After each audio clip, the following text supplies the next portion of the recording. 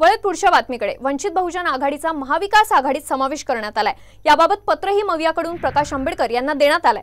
वंचित बहुजन आघाडीने महाविकास आघाडीत सामील व्हावं यावर शिवसेना काँग्रेस आणि राष्ट्रवादी काँग्रेस एकमत झाले असून वंचित बहुजन आघाडीचा महाविकास आघाडीत समावेश केला असल्याचं या पत्रात सांगण्यात आलंय।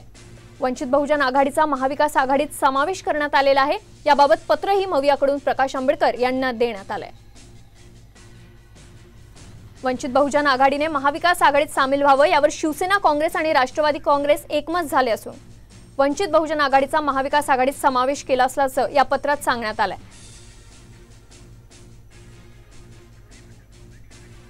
तर वंचित बहुजन आघाडीचा महाविकास आघाडीत समावेश करण्यात आलाय हे पत्र आपण पाहतोय। हे पत्र मवियाकडून प्रकाश आंबेडकर यांना देण्यात आलंय। वंचित बहुजन आघाडीने महाविकास आघाडीत सामील व्हावं यावर शिवसेना काँग्रेस आणि राष्ट्रवादी काँग्रेस एकमत झाले असून आता वंचित बहुजन आघाडीचा महाविकास आघाडीत समावेश केला असल्याचं या पत्रात सांगण्यात आलेलं आहे। आत्ताची महत्त्वाची बातमी आपण पाहतोय। वंचित बहुजन आघाडीचा आता महाविकास आघाडीत समावेश करण्यात आलेला आहे आणि याबाबत पत्र मवियाकडून प्रकाश आंबेडकर यांना देण्यात आलेलं आहे। याबद्दल अधिक माहिती देत आहेत आमचे प्रतिनिधी गिरीश कांबळे। गिरीश, वंचित बहुजन आघाडीचा आता महाविकास आघाडीत समावेश करण्यात आलेला आहे, नेमकं या पत्रात काय नमूद केलेलं आहे, सविस्तर माहिती।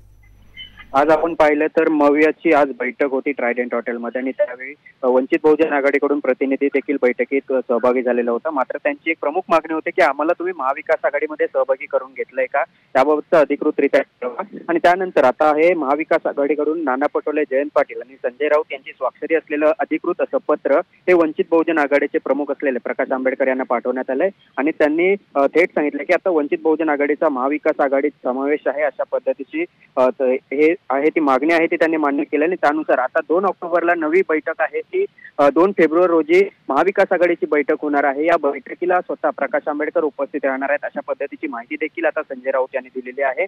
ज्या पद्धतीने प्रकाश आंबेडकर यांचा लढा हा भाजप विरोधात आहे, मोदींच्या विरोधात आहे, तसाच लढा हा महाविकास आघाडीचा आणि त्यामुळे आपले विचार हे एक आहेत। जर आपण वेगवेगळ्या पद्धतीने लढलो तर आपण भाजपला पराभूत करू शकत नाही, त्यामुळे आपण एकत्र आलं पाहिजे आणि याच अनुषंगाने आता तुमचा देखील महाविकास आघाडीमध्ये समावेश करतो अशा पद्धतीच्या पत्रात उल्लेख करण्यात आल्याने आता अधिकृतरित्या या ठिकाणी वंचित बहुजन आघाडी ही महाविकास आघाडीमध्ये सहभागी झाले। परंतु त्या प्रकाश आंबेडकर यांची भूमिका यावर पाहणं एकदम औत्सुक्याचं ठरणार आहे, कारण याआधी जेव्हा बैठकीसाठीचं निमंत्रण देताना पत्र पाठवलं होतं त्यावेळी जयंत पाटील, नाना पटोले आणि संजय राऊत यांचं स्वाक्षरी असलेलं पत्र पाठवलेलं होतं आणि या पत्रावर प्रकाश आंबेडकर यांनी आक्षेप घेतलेला होता की तुमच्या तीनही पक्षाचे जे प्रमुख आहेत, शरद पवार असतील, उद्धव ठाकरे आणि मल्लिकार्जुन खरगे किंवा सोनिया गांधी यांचं स्वाक्षरी असलेलं पत्र जेव्हा आमच्याकडे येईल तेव्हा आम्ही ते अधिकृत समजू। त्यामुळे आता या जेव्हा त्यांचा समावेश करण्यात आलाय त्या पत्रावर जेव्हा पुन्हा एकदा या 3 नेत्यांच्या सह्या आहेत त्यामुळे या पत्रावर देखील ते आक्षेप घेत आहेत का हे देखील पाहणं महत्त्वाचं असणार। त्यामुळे आता प्रकाश आंबेडकर नेमकी काय प्रतिक्रिया देत आहेत,